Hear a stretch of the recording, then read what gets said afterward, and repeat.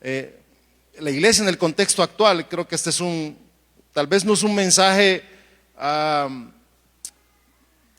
creo que no es tan popular.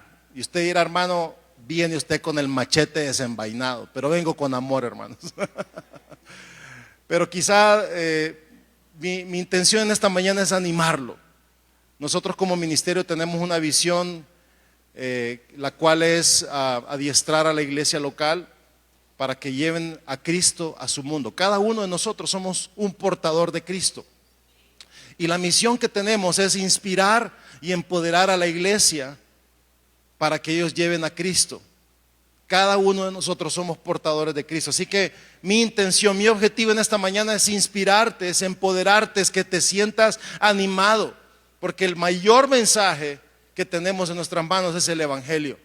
Y el Evangelio puede transformar, ha transformado nuestras vidas. El Evangelio puede transformar familias. El Evangelio puede transformar vecindarios. El Evangelio puede transformar comunidades, un país entero. El Evangelio puede transformar el mundo entero. El poder del Evangelio, hermanos, es increíble, pero a veces no nos damos cuenta. Quiero que oremos un momento. Padre Celestial, te damos gracias en esta mañana, Padre. Qué lindo este tiempo en el que hemos entrado a tu presencia con alabanzas, con adoración, con un corazón sincero, Señor, con una libertad para poder expresar, Señor, nuestro ser y rendirnos ante ti, Padre, con alabanza y adoración. Gracias por este tiempo. Padre, te pedimos que uses este tiempo para hablarnos, para adiestrarnos, para enseñarnos, Señor. Te lo rogamos en el nombre de Jesús. Amén. Miren, no cabe duda que a lo largo del tiempo la iglesia ha tenido momentos en los cuales ha habido decadencia espiritual.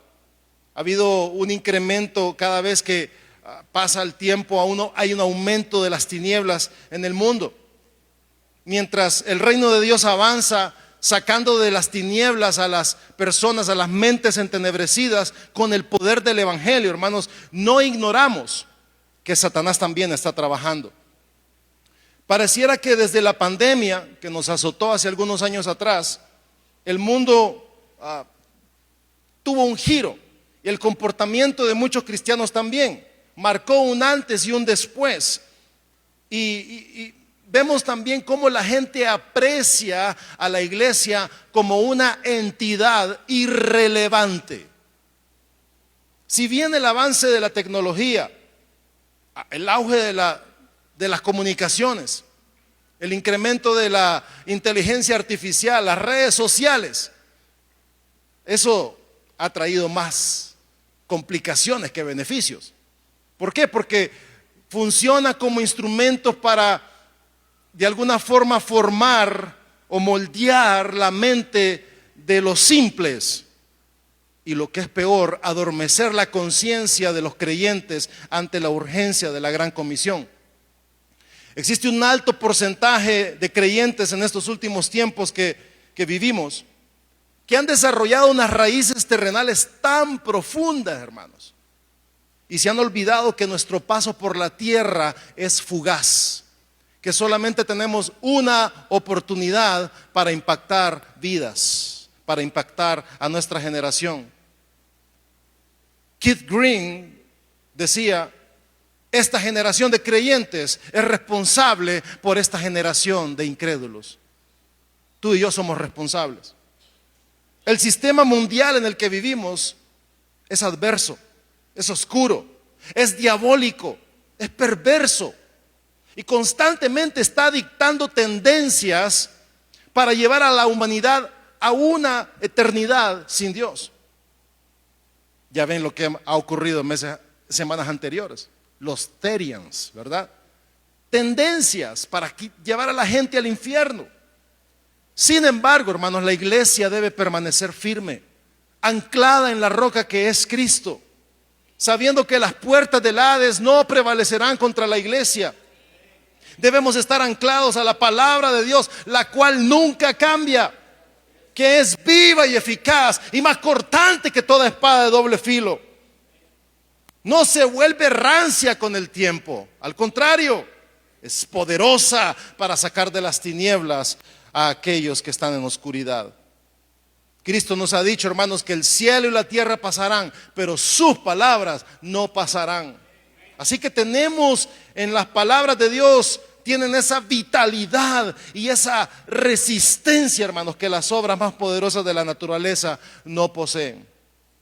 Entonces la pregunta es, ¿cuál debe ser la posición de la iglesia ante el contexto actual que estamos viviendo? Y quiero que me acompañen, por favor, a Efesios capítulo 5. Solo vamos a quedarnos en Efesios capítulo 5, verso 1 y 2. Vamos a leer verso 1. ¿Lo tiene? Efesios, abra su Biblia o encienda su Biblia. Efesios capítulo, sí, porque ahora es todo electrónico, ¿verdad? Efesios capítulo 5, verso 1 dice: sed pues imitadores de Dios como hijos amados. Entonces, en primer lugar, hermanos, la iglesia en el contexto actual debe ser imitadora de Cristo. De eso se trata. Tenemos un modelo y ese modelo es Jesucristo.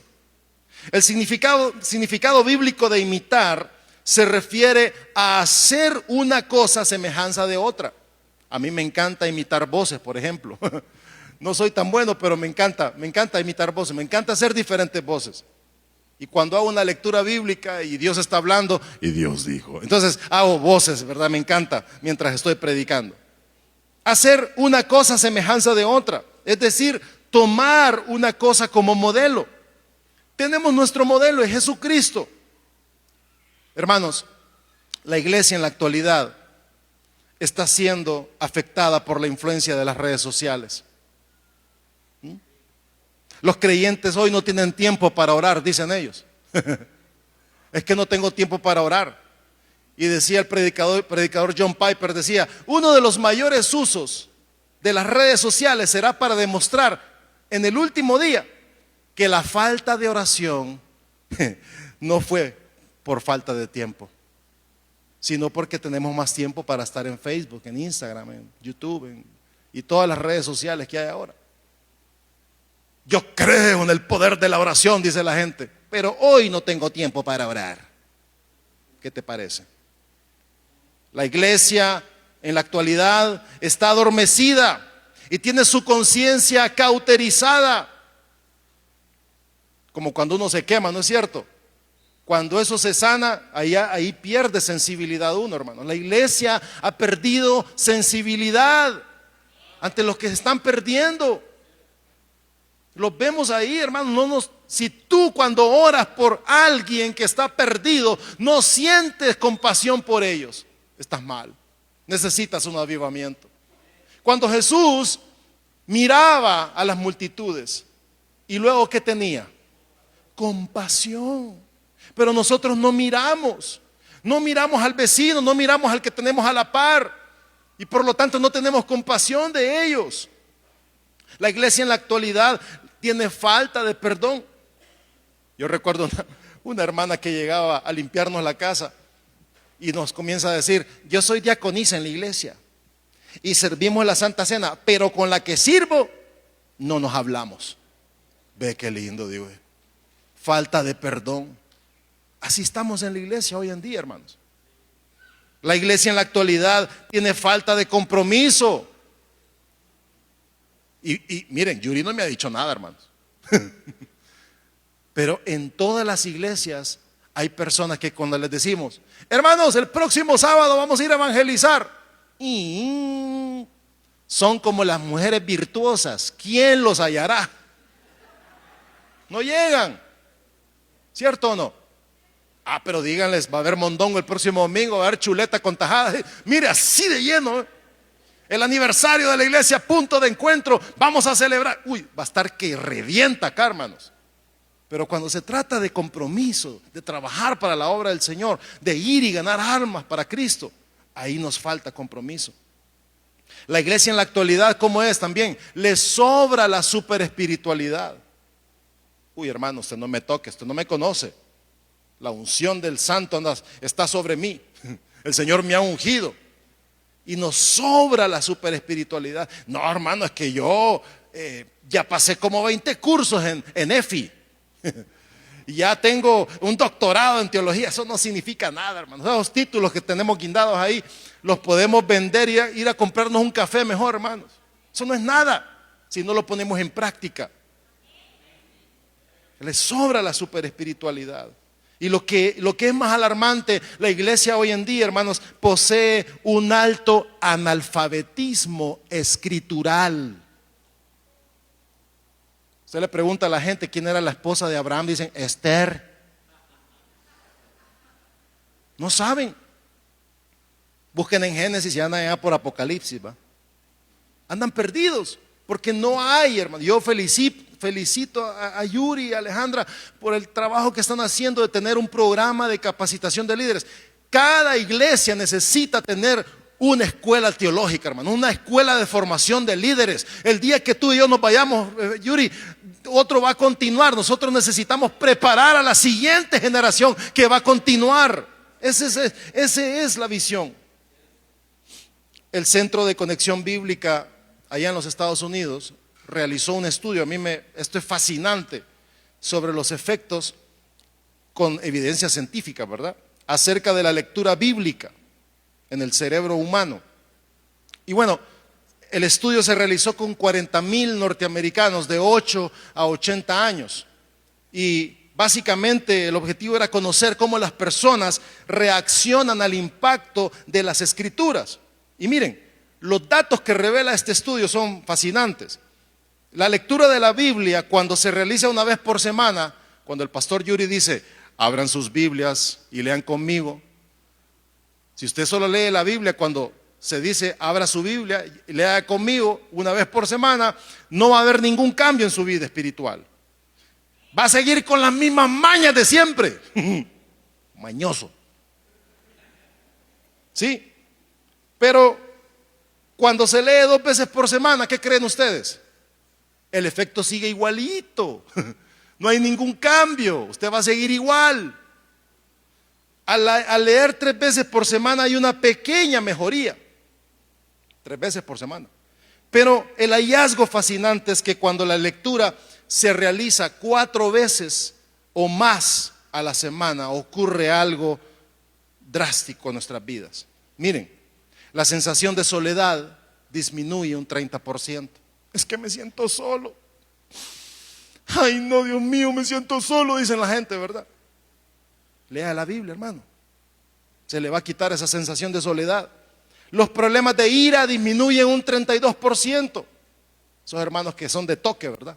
Esos hermanos que tienen bordes muy afilados, que uno no los puede agarrar porque, o sea, uno sale herido. Son gente muy complicada.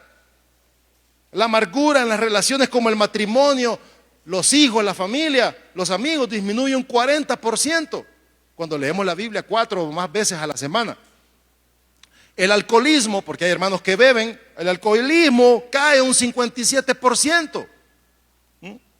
La sensación de estancamiento espiritual disminuye un 60% también. El contacto con la pornografía desciende un 67%. Es decir, hermanos, la palabra de Dios es la que nos sustenta. La palabra de Dios es la que nos cambia. La palabra de Dios es la que nos hace estar firmes. Firmes. Pastor Yuri decía esta mañana que necesitamos permanecer en la palabra. Eso nos va a ayudar a permanecer en nuestra vida espiritual. Eso es importante. Tenemos mucho que aprender de nuestro Señor Jesucristo. Mucho, mucho. Y 2 cosas que tenemos que aprender a imitar de nuestro Señor Jesús es, en primer lugar, su amor. Su amor. El pasaje de siempre Efesios capítulo 5, verso 2 dice, y andad en amor. Miren, a veces en la iglesia, ¿verdad? Estamos en la iglesia, démonos la bienvenida, hermanos. Dios te bendiga, hermano, con el celular en la mano, ¿verdad? Dios le bendiga, hermano. O nos abrazamos, nos amamos, pero al salir del parqueo vamos peleando. No me que yo voy primero, hombre, hermano, por favor. Y estamos peleando, ¿no es cierto? Dice la Biblia, andad en amor. ¿Como quién? Como Cristo también nos amó. No solamente nos amó, se entregó a sí mismo por nosotros. El famoso pasaje, mi pasaje favorito, Romanos 5:8, dice: mas Dios muestra su amor para con nosotros en que, siendo aún pecadores, Cristo murió por nosotros. Siempre que me acuerdo de este pasaje, suelto una lagrimita, hermanos, porque cuando me acuerdo cómo yo era y lo que Cristo hizo en mi vida, hermanos, cómo Cristo me amó, yo no lo merecía. Tú no lo merecías, nadie aquí lo merecía, pero Él nos amó. Y Mateo capítulo 22, verso 37 al 39 dice: Jesús le dijo: amarás al Señor tu Dios con todo tu corazón, con toda tu alma y con toda tu mente.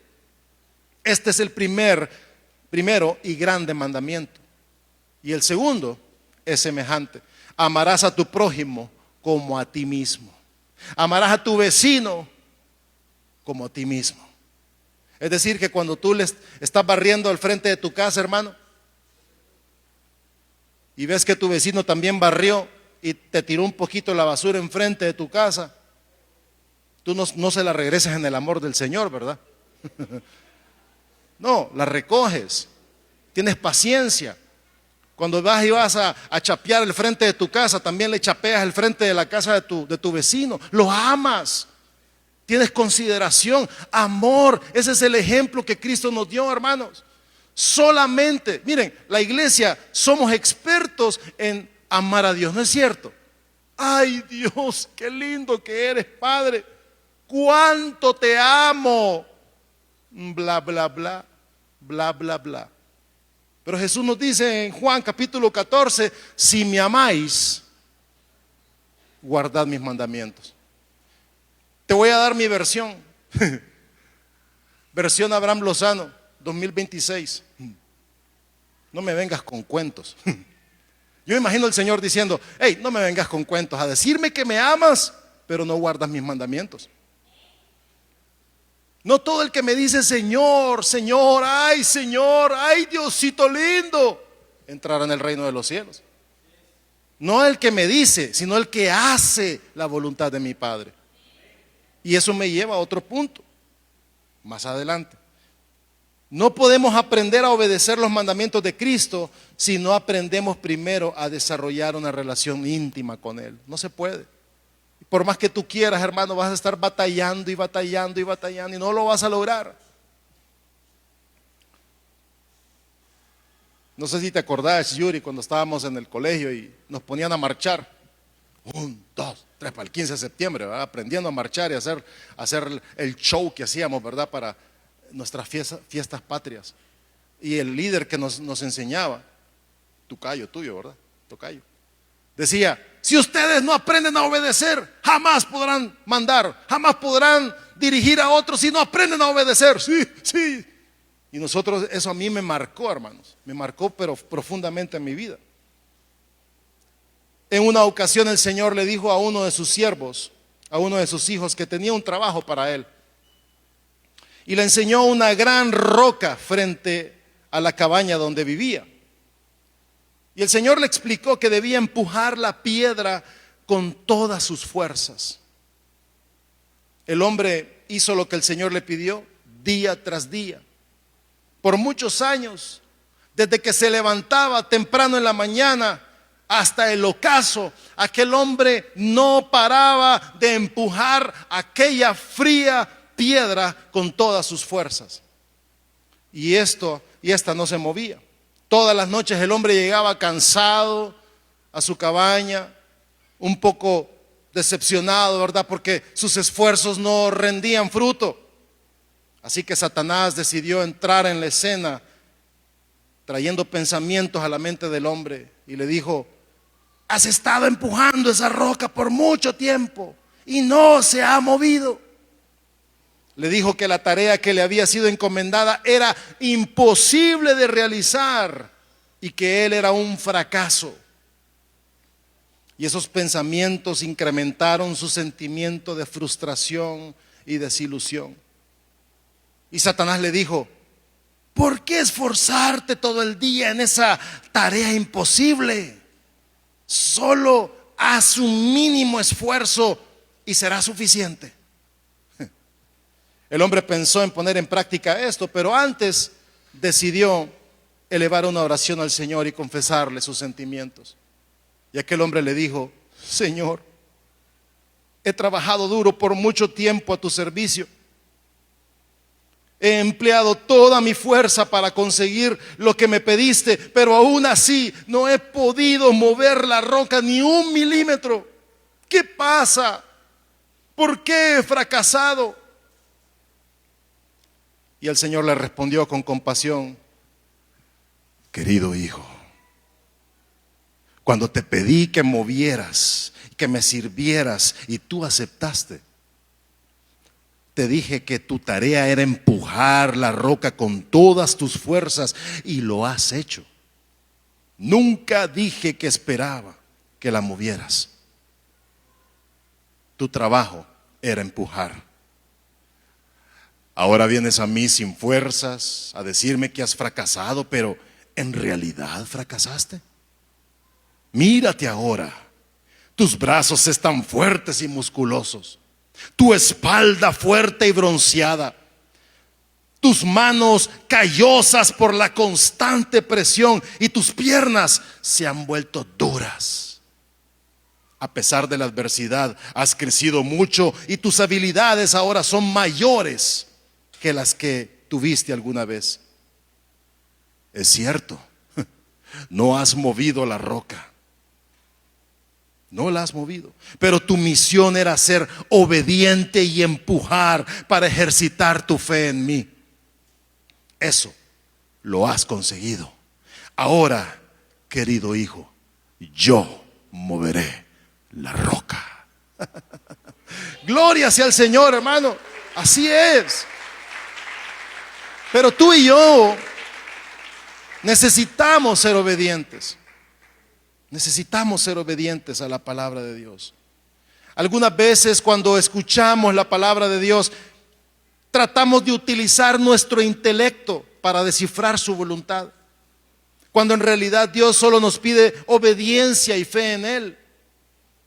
Debemos ejercitar nuestra fe, queridos hermanos, pero conscientes de que es Dios quien al final logrará sus propósitos. Cuando predicamos el Evangelio no podemos salvar a nadie, ¿o sí? No se sienta desilusionado si nadie se convierte. ¿Usted cree que yo me sentía desilusionado cuando predicaba toda una tarde el Evangelio y nadie venía a Cristo? No. ¿Usted cree que yo me siento desilusionado cuando me dicen vaya, ore por el enfermo para que se sane y se termina muriendo? ¿Usted cree que yo me desilusiono? No, porque yo no soy nadie. Es Cristo en mí, la esperanza de gloria. Nosotros solo somos instrumentos en sus manos, pero tenemos que ser obedientes. En segundo lugar, sed pues imitadores de Dios como hijos amados. Y en el Nuevo Testamento se definen diferentes palabras griegas para hijo. La primera es la palabra nefios, que son los hijos recién nacidos. Usted, aunque lo ponga a caminar, ese niño no va a caminar. Es un recién nacido, es un nefio, es una palabra griega. Están los teknon, ¿verdad? Que son los hijos que ya aprenden a caminar en la verdad, ya pueden dar pasos de fe. Y están los hijos maduros, los juíos, los hijos maduros que encuentran su propósito divino en esta tierra. Nosotros como pastores, Yuri, Alejandra, estamos enfocados en crear, en desarrollar hijos maduros. Un hijo inmaduro no sirve. Hay que estarlo chineando todo el tiempo. Mire, entran por esa puerta, nadie lo saludó y se descarrió 3 meses. Eso es un hijo inmaduro. Un hijo maduro, aunque nadie le hable, él va y busca a otros y saluda, ¿verdad? Él va y más bien está invirtiendo su vida para que otros también vengan a la madurez en Cristo. Este trabajo no solamente es nuestro como líderes, como pastores, es también de toda la comunidad, de todos hermanos en Cristo. Ahora, la palabra que Pablo utiliza en Efesios capítulo 5 como hijos amados es la que define a un hijo que aprende a caminar. Hermano, es que en la iglesia a mí nadie me da de comer, a mí nadie me alimenta. ¿Y qué espera, hermano? No, yo estoy esperando que me dé masticadita la carne, ya solo para tragar. Así hay hermanos que están esperando que todo se lo dé masticado. Usted necesita invertir tiempo en la palabra de Dios. Usted. A mí me sorprenden los hermanos. Hermano, venga, ore por mí. Y es que usted no puede orar, hermano. Y es que acaso usted no tiene rodillas. Le decía a una hermana en una ocasión: hermano, ore por mí. ¿Qué pasó? Es que me quiero ir mojada para los estados. Ore. Mire, no voy a orar por eso en primer lugar. Voy a orar para que el Señor le dé sabiduría. ¿Por qué no pide la visa, hermana? No, hermano, es que es muy caro, que mire, hermano, y eso que va a invertir para irse así indocumentada para Estados Unidos, ¿por qué no lo invierte? Hermano, es que los mareros, y las rodillas, ¿para qué son, hermana? Le digo yo. Ore.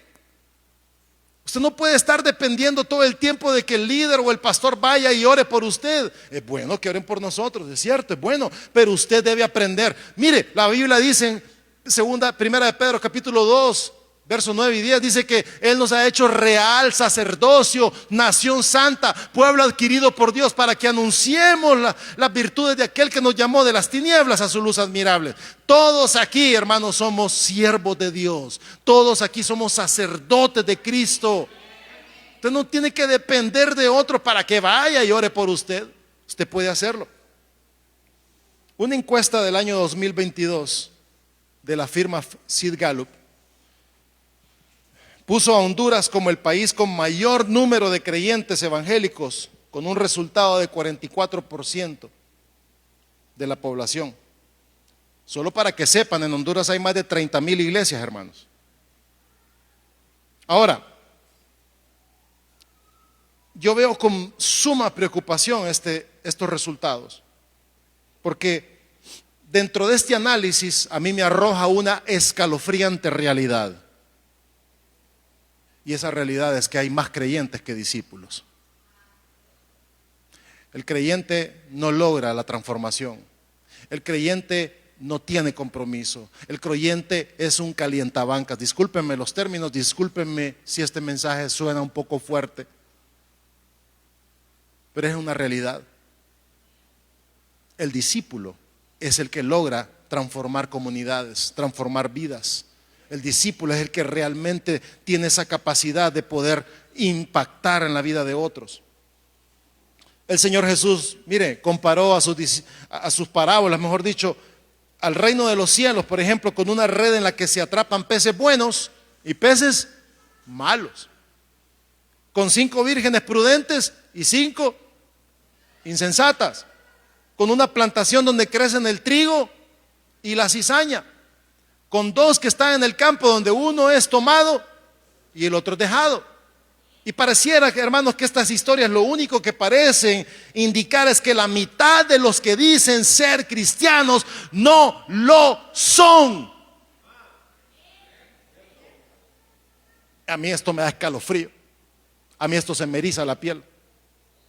Porque tenemos un montón de gente en las iglesias que solamente son creyentes. Necesitamos enfocarnos en hacer discípulos. Y por eso los felicito. Yuri, te felicito. Felicito este programa que tienen ustedes para ser discípulos. La palabra dice: vayan, su plan es vayan, hagan discípulos. Dios está interesado, hermanos, en que cumplamos su plan de hacer crecer, no las membresías de la iglesia, de hacer crecer el número de adoradores que estaremos allá en los cielos adorando a Cristo Jesús. Y su plan es simple, es vayan y hagan discípulos. No es que ellos vengan, no, vayamos. Ellos no van a venir. La gente del mundo ve a la iglesia como irrelevante. Un montón de evangélicos locos. Así nos ven. Pero cuando vamos a sus hogares, con amor, con compasión, ahí se dan cuenta que somos diferentes. Hay un reciente estudio desarrollado para revisar las creencias de la iglesia norteamericana. Se realizó hace un par de años atrás por el ministerio de Ligonier y Lifeway, llamado El Estado de la Teología, y algunas de las creencias heréticas más notables dentro de la iglesia evangélica a mí me dejan perplejo, me dejan asombrado. Y dice así: 56% de los evangélicos encuestados, oiga bien, están de acuerdo que Dios acepta la adoración de todas las religiones, negando a Jesús como el único camino al Padre. Es decir, que hay hermanos que creen que Alá es el mismo Jehová. Error, no es lo mismo. 73%, oiga bien, 73%, casi 3/4 de los creyentes en Estados Unidos están de acuerdo con que Jesús fue creado por Dios. Yo digo, por Dios santo, ¿cómo se les puede ocurrir semejante herejía, hermanos? Niegan la Trinidad. Yo tuve un alumno en nuestro centro de entrenamiento que decía, cuando Jesús fue creado, un momento, le digo yo, eso no es así. Jesús no fue un ser creado, Él ha existido siempre. Él es el alfa y el omega, Él es el principio y el fin, Él es el todo del todo, hermanos. Él no es un ser creado. 43% afirma que Jesús fue un gran maestro espiritual, pero Él no era Dios. Ay, qué lindo. Y Juan 1:1, ¿dónde lo dejan? En el principio era el verbo y el verbo era con Dios y el verbo era Dios. Aleluya. 71% está de acuerdo con que todos nacen siendo inocentes. Ay, mire qué lindo, el niño es inocente. Ay, no tiene pecado. Hermanos, todos traemos la línea de pecado desde Adán. Adán cavó la tumba de cada uno de nosotros. Mire, hermano, y a veces tendemos a criticar a Adán, ¿verdad? Pero les digo algo, Adán está en nosotros y nosotros estamos en Adán. O sea que si usted o yo hubiésemos estado en los zapatos de Adán, hubiésemos planchado también. Así que no critiquemos. Traemos la línea de pecado y quien transmite la línea de pecado es el papá, nosotros como padres. Por eso Jesús no podía nacer de la unión de José y María, sino de la unión del Espíritu Santo. Ahí se corta la línea de pecado. Y mi Cristo, hermanos, nace siendo 100% hombre y siendo 100% Dios. Aleluya. 53% está de acuerdo con que la Biblia, como todos los escritos sagrados, da explicaciones útiles de mitos antiguos, pero no es literalmente cierta. Yo te digo algo, hermanos, yo creo lo que está escrito en este libro de pasta a pasta, de Génesis a Apocalipsis. Yo lo creo al 100% porque es la palabra de Dios. Y hoy más que nunca la iglesia necesita levantarse firmemente para predicar la palabra de Dios y no la doctrina de los hombres. Inciso C, la iglesia en el contexto actual debe hacer la visión de Dios su visión. Me encantó cuando venía subiendo la cuesta y el primer rótulo que miro, la visión del de la iglesia Punto de Impacto. Wow, estamos alineados, brother. Qué lindo. Perdón, Punto de Encuentro, perdonen. Si es que hay otra iglesia que se llama Punto de Impacto. Punto de Encuentro, ¿sí? Hacer discípulos, predicar el evangelio a todos, nuestra visión es lo mismo, a todos, en todas partes y a cada generación. Eso es, hermano. Y hacer de cada creyente un líder, un discípulo de Cristo. Gloria a Dios. Segunda de Pedro 3:9 dice: el Señor no retarda su promesa, según algunos la tienen por tardanza, sino que es paciente para con todos, no queriendo que ninguno perezca, sino que todos procedan al arrepentimiento. Y Mateo 28, ya conocen ese pasaje, 28:19, por tanto, id y haced discípulos a todas las naciones, bautizándoles en el nombre del Padre y del Hijo y del Espíritu Santo. Miren, el año pasado visité República Dominicana. Nuestro director allá trabaja con más de 3,000 iglesias y a estas iglesias se les anima para que bauticen al menos 10 personas al año. ¿Saben cuántos se bautizaron el año pasado? Más de 30,000 nuevos creyentes en República Dominicana. ¿Por qué no podemos hacer esto en Honduras, hermanos? Si aquí hay un montón de iglesias, hay 30,000 iglesias. ¿Por qué? Hace un par de años estuve en Uruguay. Uruguay es el país con menos creyentes de Latinoamérica, imagínense. Y es el país menos corrupto de Latinoamérica. y Honduras con más creyentes es el más corrupto. ¿Cómo es posible? Como que no combina, como que esto a mí no sé, me incomoda. Porque no estamos transformando. Mire, ¿sabe qué dijo un hombre llamado Charles Finney? Dijo: el problema de un país es culpa del púlpito. El problema de la sociedad es culpa del púlpito. El problema de la inseguridad de un país es culpa del púlpito. El problema en la familia es culpa del púlpito. El problema en una nación, en la economía, en la salud, no es culpa de los políticos, es culpa del púlpito. Yo cuando leo eso, hermanos, a mí me hace sentir tan triste, hermano, porque el país que tenemos, Honduras, tú y yo somos responsables. Este país no le pertenece a los narcotraficantes. Este país no le pertenece a las maras y las pandillas. Este país le pertenece a la iglesia, para que nosotros establezcamos el reino de Dios en este lugar. Así que despierta, hermano, despierta. Debemos hacer la visión de Dios nuestra visión. Dios está buscando personas que hagan el sueño de Dios su sueño. Dios está buscando personas que busquen lo que Dios está buscando a los perdidos. Dios está buscando personas que amen a aquellos a quien nadie quiere amar. Dios está buscando personas que nos interesemos en lo que a Él le interesa, la salvación del hombre.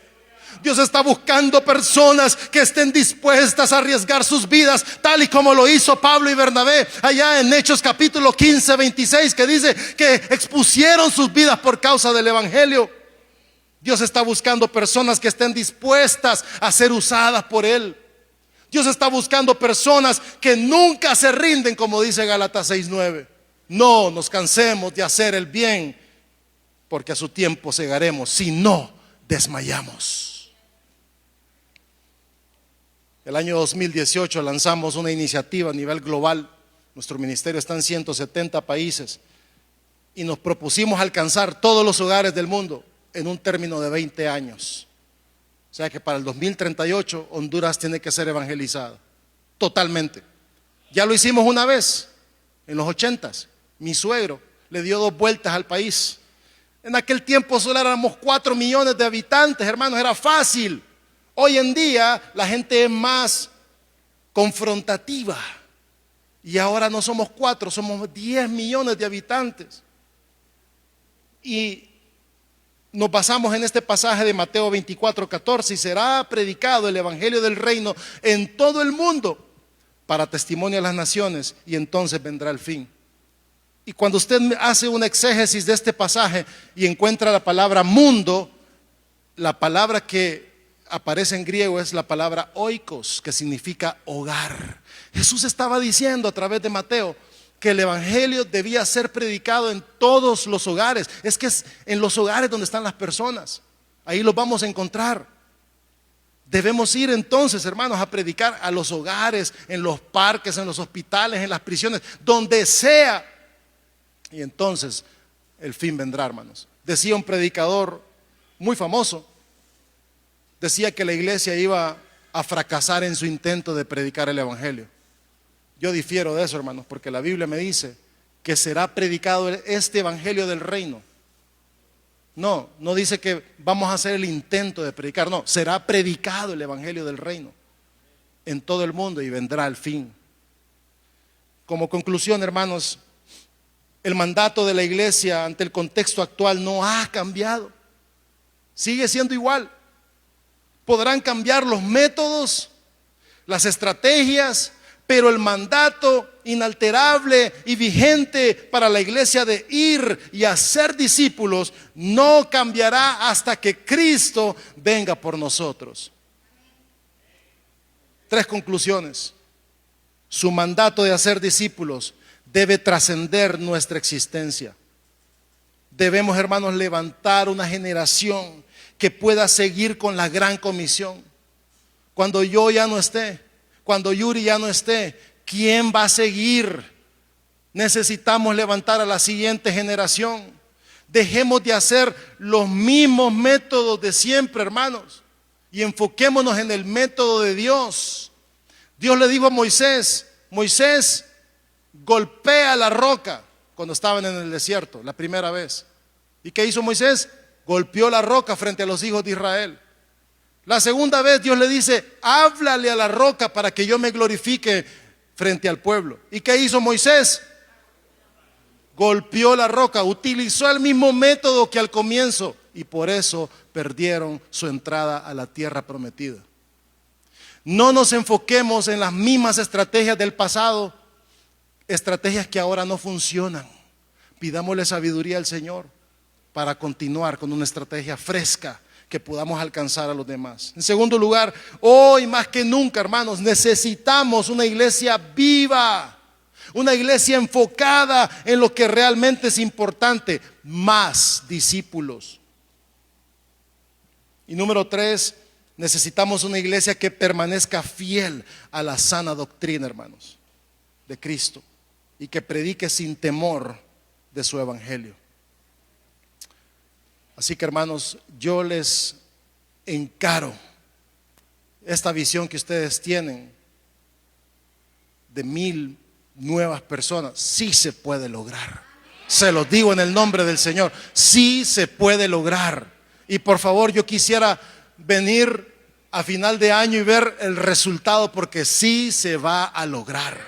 Si ustedes se enfocan 20 líderes predicando el evangelio cada 15 días, 250 presentaciones del evangelio, 100 hogares y 150 en lugares públicos. Hermano, por favor, eso es sencillo. Solamente llegar con el amor de Cristo y predicar el evangelio y estar preparados para aquellos que vienen a Cristo, afirmarlos en el evangelio, darles un discipulado, hermanos, que ellos se afirmen en el evangelio, se consoliden como creyentes, y más como creyentes, discípulos de Cristo. Hermanos, ánimo. Ustedes son una iglesia que tienen pasión por Cristo, y solamente eso es una gran cosa. Así que les animo a seguir adelante, y voy a orar para finalizar este tiempo. Señor Jesús, te doy gracias por este tiempo. Te doy gracias por tu palabra, Señor. Oh Padre, qué maravilloso evangelio el que nos has dado, Señor. Qué privilegio, Señor, poder abrir nuestras bocas y decir que tú vives, decir que no hay otro igual como tú. Y como cantábamos, Señor, esta mañana, cuán grande es Dios. Todos lo verán, ya sea que te reciban o te rechacen, Señor, pero todos verán tu grandeza, Señor. Ayúdanos a levantarnos en obediencia para predicar tu palabra, Señor, a cada lugar, a cada persona, a cada generación, niños, jóvenes, adultos, viejos, hombres y mujeres, y aquellos que están en intermedio también necesitan escuchar que tú eres un Dios de restauración, que tú eres un Dios que puede cambiarlo todo. Señor, nos levantamos como iglesia para ser esos portadores de Cristo y llevarte a nuestros hogares, a nuestros vecinos. Dios, danos la estrategia a partir de hoy, Señor, a orar por nuestros vecinos, a orar por su conversión, a orar por sus necesidades, a cruzar la calle, Señor, y decirle: vecino, si usted no sabía, yo soy creyente, soy un discípulo de Cristo, y sabe, usted me interesa tanto que voy a estar orando por usted, fíjese, y mostrar amor y compasión por aquellos que aún no te conocen, Señor. Gracias te damos, Padre, en el nombre de Jesús. Amén.